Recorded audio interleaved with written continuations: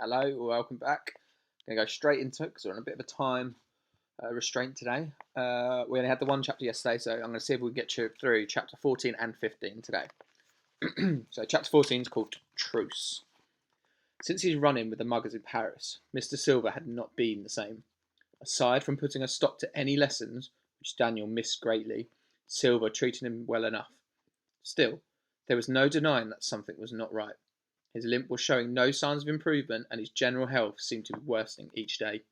He looked much older, somehow, tired and fragile, and at times he would simply sit staring into space while cups of tea grew cold and customers came and went. His production of new wonders had slowed to a halt.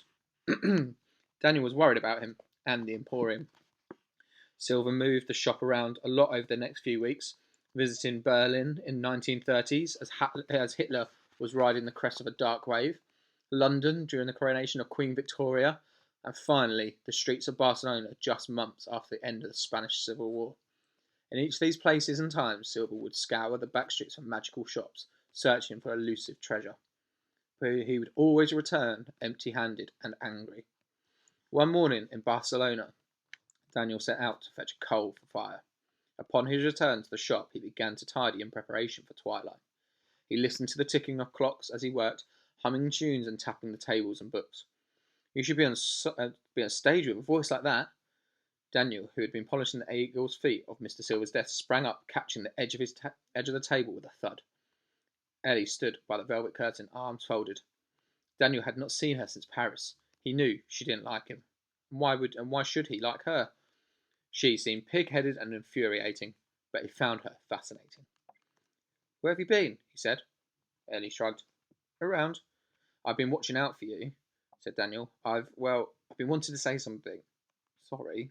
Ellie tilted her head a little bit. "Sorry?"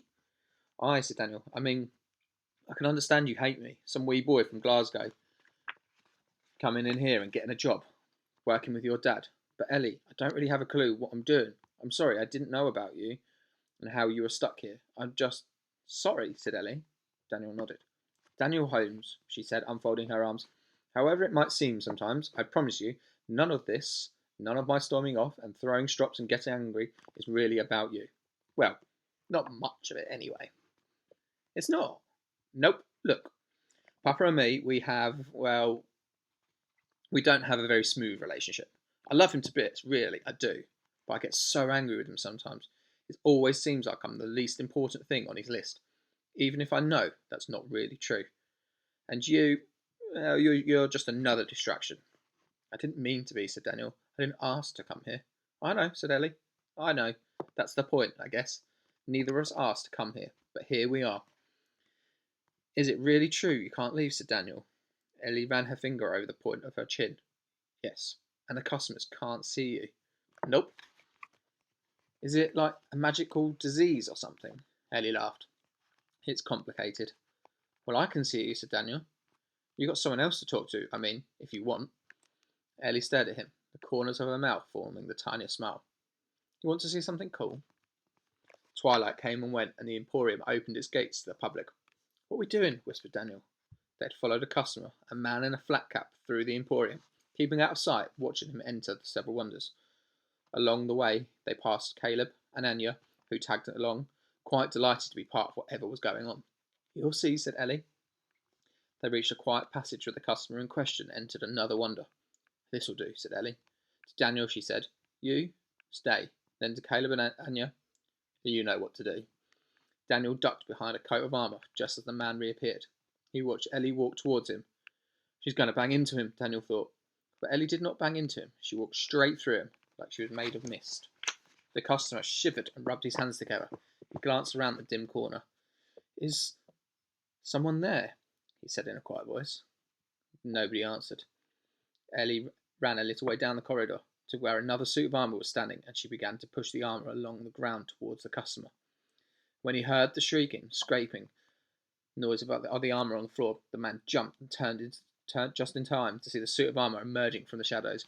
He screamed, twisted around, and ran right into Anya, who stood tall, every inch of her covered in undulating, glistening snakes. The man shrieked and spun again, just as Caleb lit his torch and blew hard onto the flames, making the tongues lick The tongues lick and curl into shapes of monsters.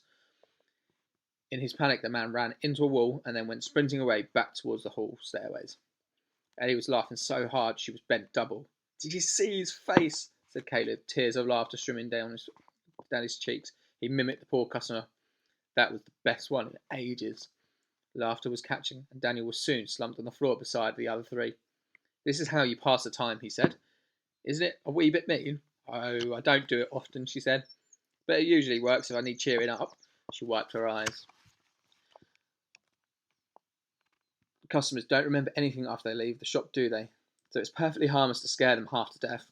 Her brain seemed to switch gears. "Hey, we're having a ball for my birthday soon. You'll be invited." Daniel, who had never been invited to a party in his whole life, opened his mouth to accept, but Ellie was talking again. "Papa throws the best balls for my birthday. I think it's his way of making up for the fact he's completely obsessed with the Emporium for the rest of the year." "All the staff will be there," she nodded to Caleb and Anya. "Won't you?" "Of course," said Caleb. "Have we ever missed a ball?" He clapped his hands together. "Oh, I love mixing with people from the real world." He stopped short, remembering that Ellie would be nothing but a ghost to many of her own guests on her birthday. "Don't worry," she said. "It's nice to have so many people there just for me. They can't see me, of course, but I enjoy watching them, listening to how they talk, hearing their stories from out there." "Where's everyone gone today?" said Daniel. They'd been walking through the Emporia as if they talked. There was no sign of the customers or the staff. The place had fallen silent. "It's too early for closing time." "Something's up," said Ellie. They said goodbye to Caleb and Anya and rushed down the staircases after staircases, seeing no one until they were on the ground floor, through the red curtain of the shop front. The close sign had been hung on the door. Mr. Silver, limping and wheezing, was busying himself with a strange instrument on the wall. He was twisting dials on it as if his life depended on it, an expression of panic on his handsome face. Ellie leaned close to Daniel and whispered, "He's lost his marbles. It's finally happened." Daniel squinted at Mr. Silver, who was now tossing handfuls of coal haphazardly at the fire. "We're leaving." "Very perceptive of you. Why so sudden? What happened?" "I decided I don't like Barcelona." Daniel glanced at Ellie, who gave her best "told you so" look. The fire roared, the flames turned red. "I'm supposed to be your assistant," he said. "If something's wrong, maybe I can help." Silver stopped. He turned and fixed Daniel with wild grey eyes. "Nobody can help." Daniel didn't get the chance to ask another question. The fire exploded in a cloud of soot. By the time the dust had settled, Mr. Silver had disappeared through the curtain. Right, I reckon we can get chapter 15 done. So it's called The Bazaar's Bazaar. The Nowhere Emporium arrived in New York on the 30th of October, 1929. "It has a magical all of its own, this city," said Mr. Silver, staring through the sepia-tinted windows behind his desk. "The buildings, the skyscrapers they call them, are growing tall by the day. It seems. It is as if they're racing to touch the sky. There is no place like it." Daniel turned from the impressive view and watched Mr. Silver, who was half hidden behind a pile of black envelopes, scribbling on a small black card. A silver magpie sat on each shoulder. "What are those for?" asked Daniel, scrubbing a layer of soot from the mirror and clocks. "Invitations," said Silver. He did not elaborate.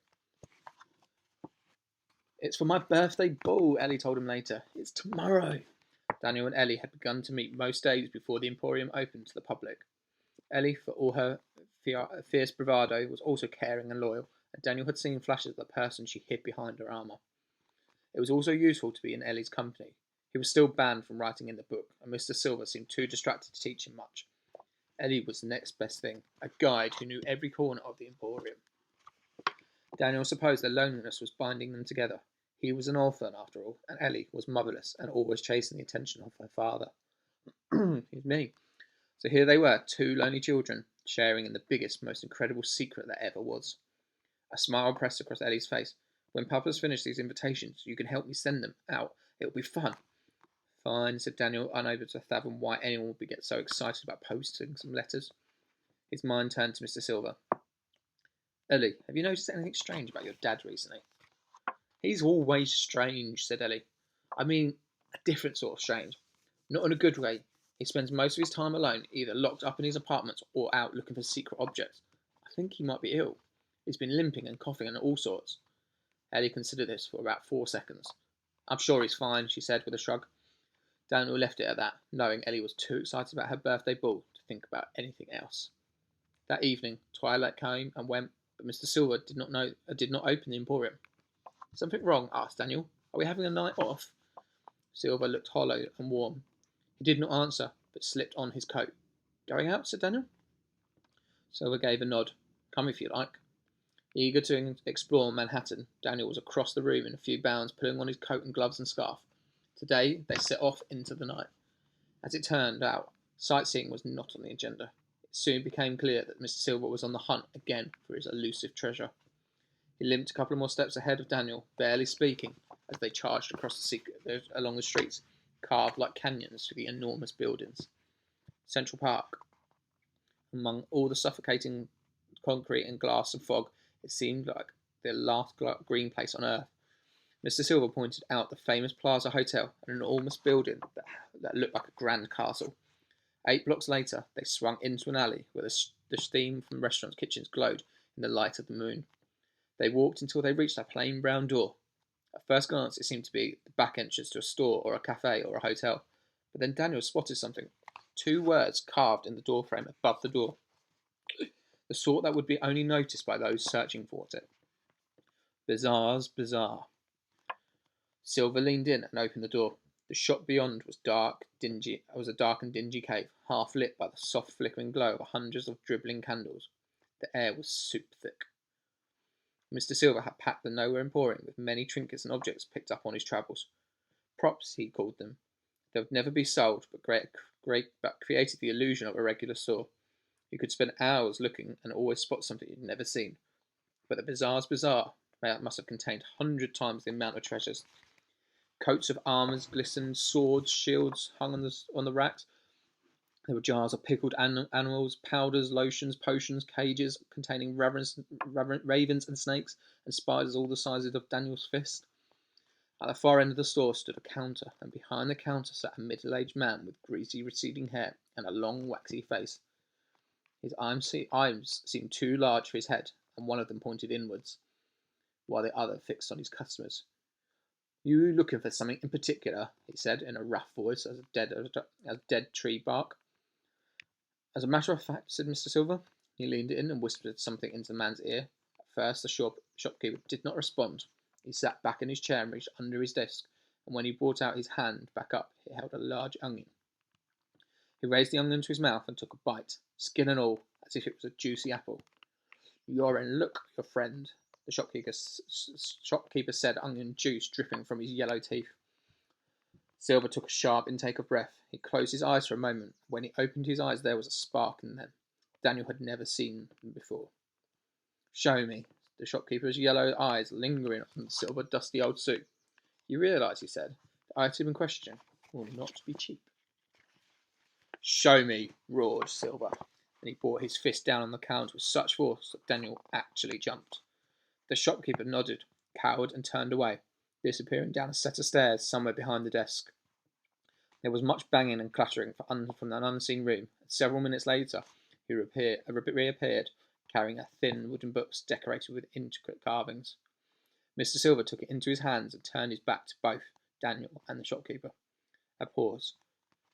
Daniel heard the box snap shut, and Silver spun around. His face was blank, but there was a light dancing somewhere deep in his eyes. "I'll take it," he said. He reached into his coat and pulled out a huge wad of $100 bills he held together with a golden clip. He tossed the money onto the desk.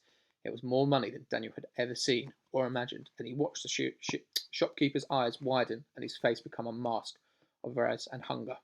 He dropped his raw onion to the floor and wiped the drool from the corner of his mouth, scooping up the money, cradling it in his hands like a baby. "Do we have a deal, or don't we?" Silver asked impatiently. "Oh, yes," said the shopkeeper, and held out a long hand with both the colour and texture of a blue veined cheese. "We have a deal, all right. We have a deal." There you go, chapters 14 and 15. Next chapter is 16, and it's called Invitation. So we'll see what happens there. That video will be coming out tomorrow. And until then, stay safe, keep out the way, and I will see you later.